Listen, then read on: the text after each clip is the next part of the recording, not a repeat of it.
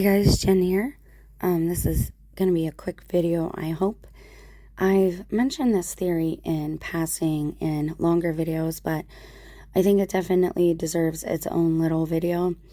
Now, I don't think if anyone has said this before, I haven't heard this part. So I just want to add to the conversation about mudflood. Okay, so basically, what I think and what a lot of people say is that Tartaria or that Gilded Age, the Renaissance, all these things, that there was some type of reset, some type of cataclysm that happened. And after that happened, our people just kind of, who were used to struggling probably, who were just, trying to get by, they took over these buildings and made them our courthouses, our libraries, our churches, and we started cities, right? And cities that had a high concentration of people, much like you see today. I don't think the planet gets overpopulated. There has to be a balance, and Mother Nature will always tend to that, in a proper way. So they also said that they did not have bathrooms and people could not figure out why. Angels don't use the bathroom. They are self-sustaining. They don't need to eat unless they're being polite. They can eat, but they don't expel any waste, so there was no bathrooms. Now, I don't know if we were the angels, or again, like I said, if we were working side by side with them at some point. We allegedly had these light bodies, which I believe were physically and spiritually less dense, And so, because they did not have any bathrooms, people couldn't figure that out. Well, then our ancestors come along and they kind of, just move in. And they had been struggling on surviving. And obviously some type of cataclysm or reset happened, naturally probably. And a lot of people probably passed away. And a lot of people, the whole civilization probably devolved, right? They were brought into a more base level instinct survival mode. Nobody spends time, on their spirit anymore because our ancestors probably weren't aware the way that some of us are today. And again, there's a balance for that too, but that's another video.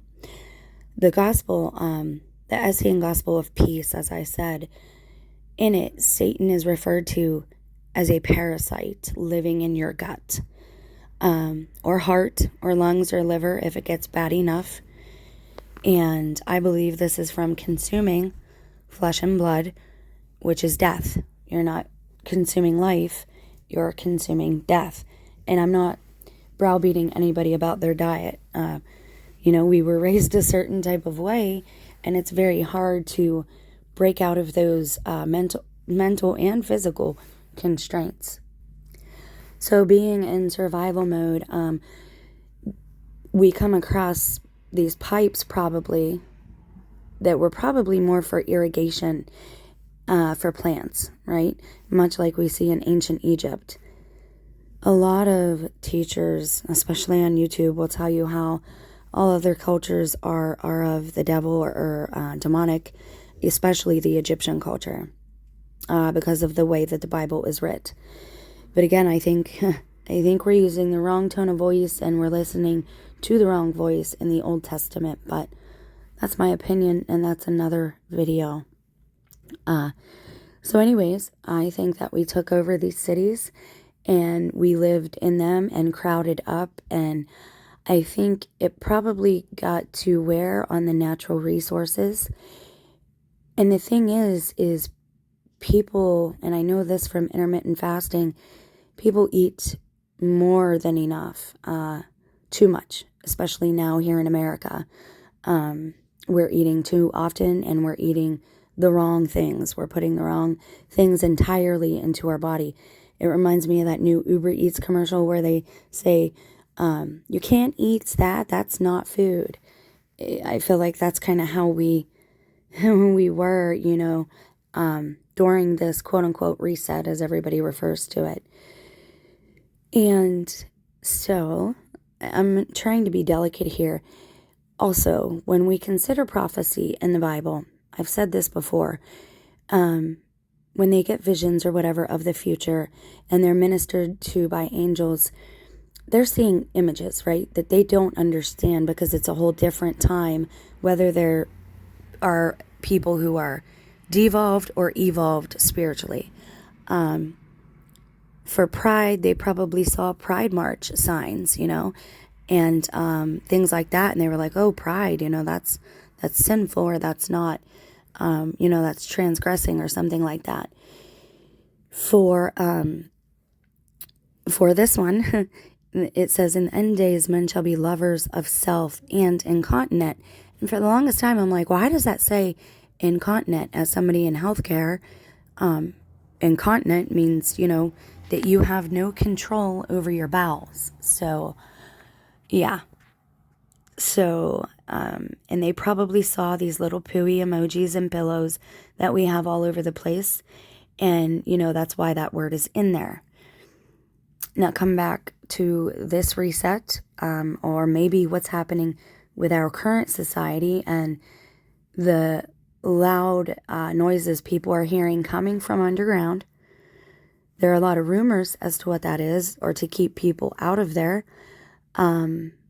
However, at least here, I wonder how many bunkers there are, because somebody in the know has to know about this. There is waste management.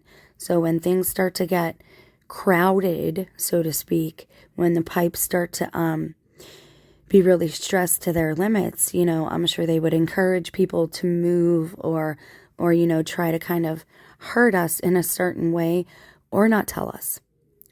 So I don't think it's mud. I think that they probably were using bathrooms more than they needed to, if we're supposed to do that at all. We should be, anything we consume, if we consume the right things, if we eat of life, if we consume life, and by life I don't mean a human life, don't twist my words. I'm talking fruits, veggies, grains, nuts, just like it says in Genesis to do. But when we fell, we went to a whole nother something, branch of, we became part beast. We became like the beast.